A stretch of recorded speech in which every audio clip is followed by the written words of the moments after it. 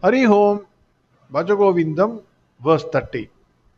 Bhaja Govindam, Bhaja Govindam, Govindam Bhaja Mudamate, Pranayamam Pratyaharam, Nitya Nitya Viveka Vicharam.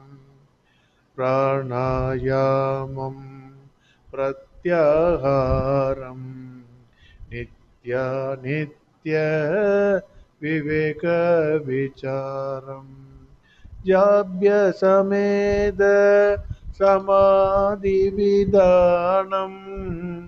जाभ्यसमेद समाधिविधानं कुर्ववदानं Magatavadhanam Kurvavadhanam Magatavadhanam Bhaja Govindam Bhaja Govindam Govindam Bhaja Mudamate. Swami Chinmayananda says Acharya prescribes two types of sadhana mark for a seeker. One is Bhagiranga Sadhana, the other is Antaranga Sadhana. Bhagiranga Sadhana is already given in verse 27. That is chanting Bhagavad Gita, chanting Vishnu Sahasranama, the 1008 names of Bhagavan Krishna. 3. Keeping Bhagavan Krishna in the heart and mind always, and do the work, whatever is your work. No work is superior, no work is inferior. Krishna himself was a driver, charioteer. We won't do that job. Krishna was a driver to Arjuna. So no work is a mean work. 4. Always be in the company of satsang. This is very, very, very, very important. Satsang is important. Acharya in the initial slokas itself said, Satsangatve Nisangatvam Nisangatve Nirmogatvam Nirmogatve Nischalatatvam Nischalatatve Jivan Mukti. It will take you to Jivan Mukti. So satsang is very, very, very important. Finally, Acharya said, do charity. Whatever you have excess, give it to wholeheartedly. The purpose of living in this world as a human being itself is to give, not to take. So Acharya says, give charity, do charity. Now in this verse, all these things were prescribed in verse 27, Bhagiranga Sadhana. Now in this verse, Acharya prescribes Antaranga Sadhana. That is control of activities of the body by pranayama. So pranayama is very important. Pranayamam. Then pratyahara, sense withdrawal from sense objects. Then third, nitya anitya viveka. You must have what is permanent, what is impermanent. You must know that. For japa, japa is very, very important. 5 is silence within. Sometimes when I get angry, terribly angry, I close my mouth. That's it. That itself is a very good thing. But that is not silence within. Mind is boiling. That is utter waste. Mind, calm mind, silence within. That is very, very important. So Acharya says silence, samadhi state. That is important. Swami Chinmayananda says pranayama is wrongly interpreted by many people as breath control. In Sanskrit, the word for breath control is swasayama. Swasa means breathe. Swasayama is breath control. Pranayama is not breath control. Prana in Sanskrit means life. Same word is used in Tamil also. In Tamil, If the children commit n number of nuisance or naughty things in the house, or if somebody gets hurt, suppose yesterday when somebody closed the car door, I was keeping my hand. He did not notice, he just banged it. I got hurt. I shouted, "Oh, pranam Bor." That means what? My life is going out due to extreme pain. So, pranam Bor, that means life itself is going out. Prana is not swasa. The Upanishad seers, that is the saints, our forefathers, they say prana consists of five distinct modifications. It represents the five physiological systems of activity. Carefully note how wonderfully it has been given. Five physiological systems of activity. The five active departments of manifested life in a living man. What are they? One, perception and reception of things into the subjective life. You see something, you perceive something, receive it. Skin, when you touch the skin, it perceives something, receives something. Similarly, mouth. Everything perceives something, receives something. Perception and receiving. Second, rejection of things. That is prana. Rejection of things and responses. That is apana. Whatever gets out of your body. That is apana. Third is your digestive system. Very, very important. Samana. Digestive system is very important. Fourth is circulatory system. Vyana. It is very, very important. Blood has to circulate. Everything gets circulated inside the body. Five, the energy that keeps our life. Udana. That is Udana. To control all these five expressions of life in a living being is called control of prana. So it is not only your breath control. To control the five systems, physiological systems in your body, that is called control of prana. That is pranayama. To add to this, in Brahmins, nowadays it has become a beggar's job. Even in the homes, we take the plates to the wife. Wife puts something and then we eat and throw the plate away. Earlier days we used to sit on the floor, and in the leaf everything will be served. Everything after served they will put rice and then put ghee. After that you chant the Gayatri mantra and sprinkle the water on the rice. And then you say pranaya swaha, apanaya swaha, vyanaya swaha, samanaya swaha, udanaya swaha, brahmane swaha. You say all these things. You activate pranaya swaha, respiratory. Then apanaya swaha, excretion. Everything should work well. Vyanaya swaha, circulation. Digestive, samanaya swaha, udanaya swaha, the life principle that keeps the entire body active. So udanaya swaha. Finally, you say everything is Brahma. Brahmane swaha. The person eating, the one which is getting, the food that he is eating, everything is Brahma. So this was earlier days it was done. Nowadays it is gone, almost gone, because it is a what you call is you take the plate and then you get the food. So you don't chat that mantra. I think the nearest to the life force is prana. That is the nearest to the life force. Prana is swasa. Hence our forefathers they have prescribed control of swasa first. I think swasa yama means you breathe in, deep breathe, fill the stomach full. The air should fill the stomach, and then slowly release the air. By doing this, you control this swasa.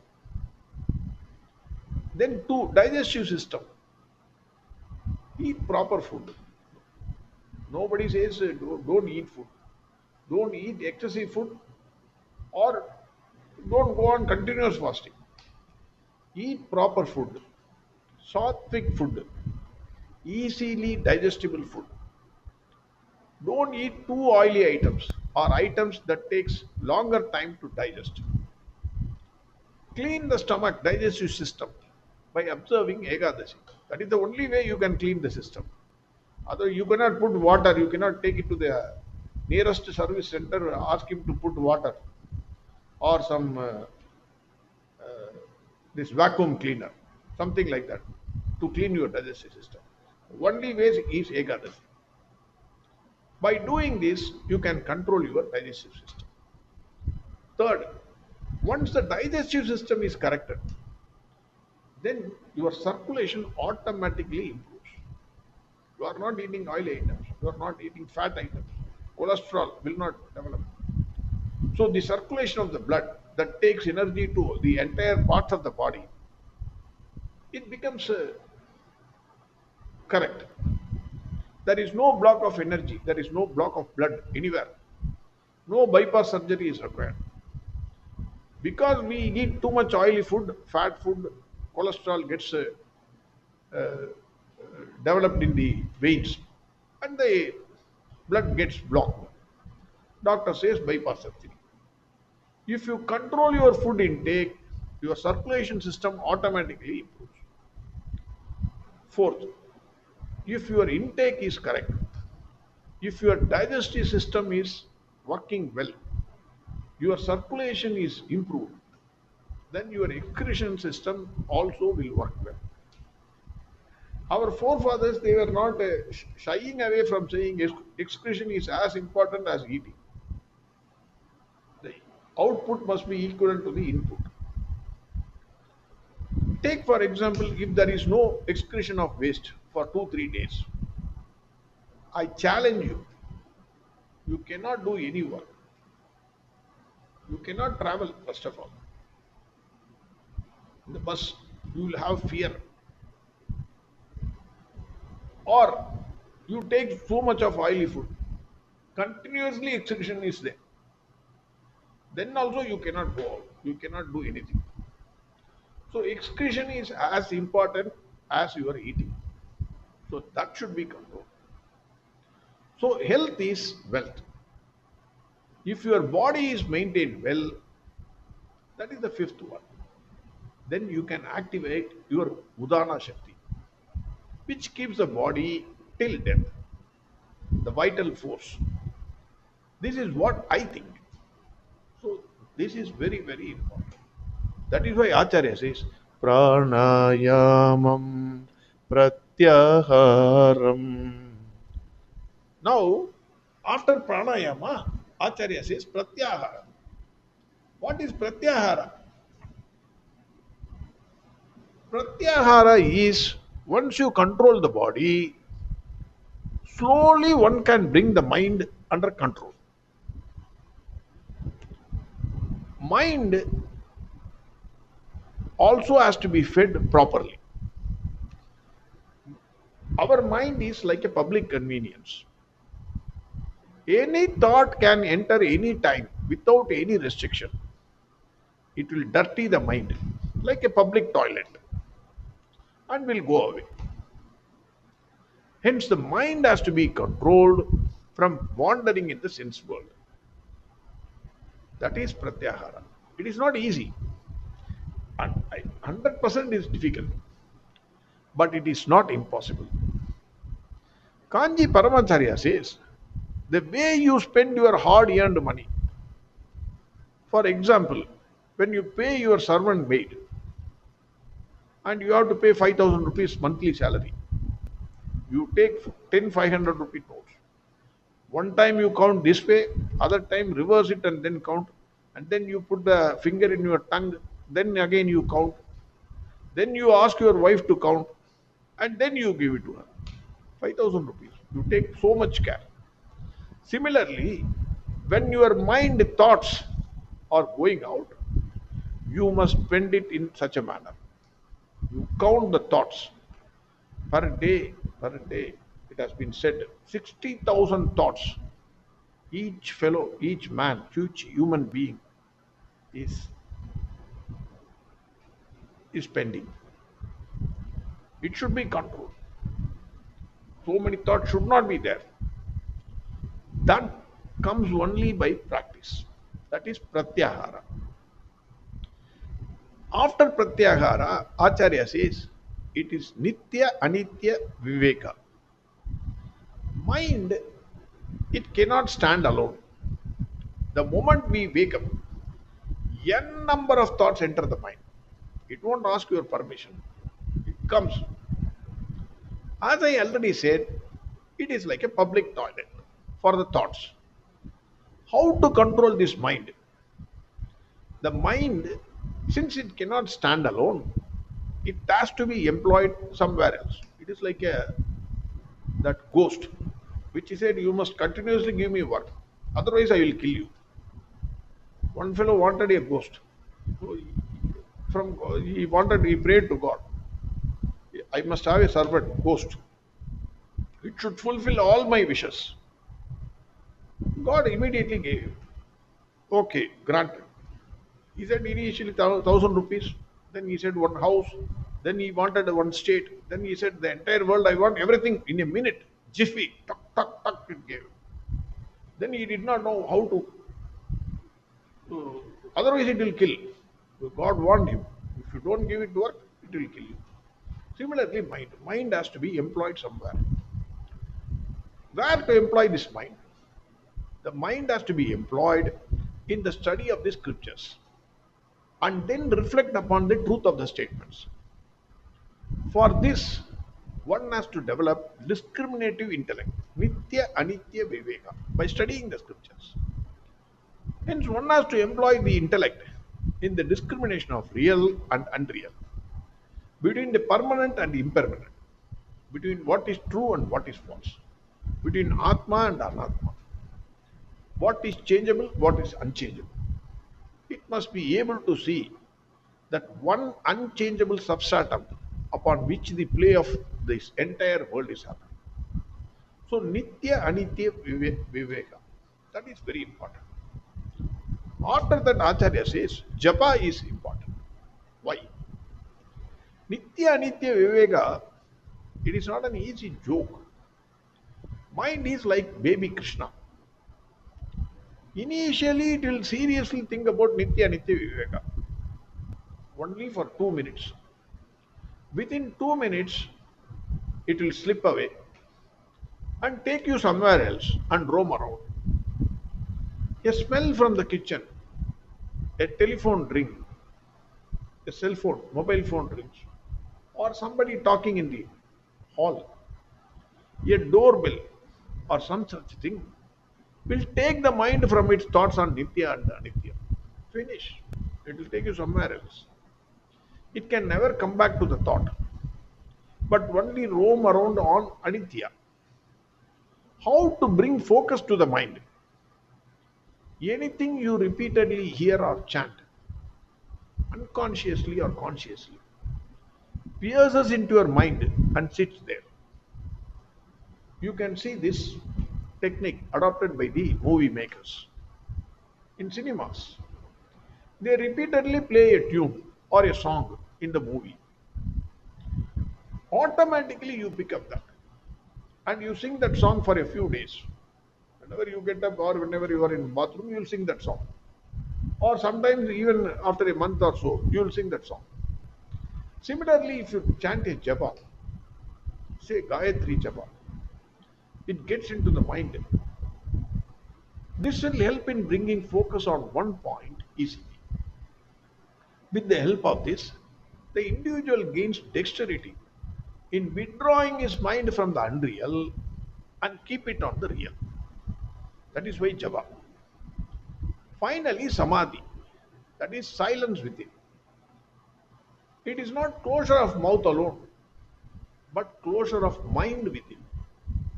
When a seeker is able to control his senses from roaming around the sense objects, dictate his mind what to think and what not to think. Now we cannot. We are not able to do it. Can you say, you tell the mind you should think on this? You chant Ramanama 1,008 times, mind will not think. Your mouth may be saying that, but mind will be somewhere else. You cannot dictate the mind at present. When a seeker is able to control his senses from roaming around the sense objects, dictate his mind what to think and what not to think, when he is able to focus the mind on a single point without much difficulty, then samadhi state is not far off. The one who has controlled his body, mind, and intellect, when he sits in the seat of meditation, nothing can disturb his contemplation upon the real. That is the beauty. In that silence of mind, he will receive the blessings directly from the infinite. In the samadhi state, he will receive. Swami Chinmayananda says, the final state of beatitude is never as such expressed in any shastra. Naturally, it cannot be expressed.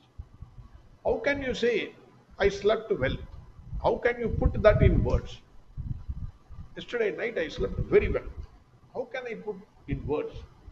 Except saying that much I can say. I slept well.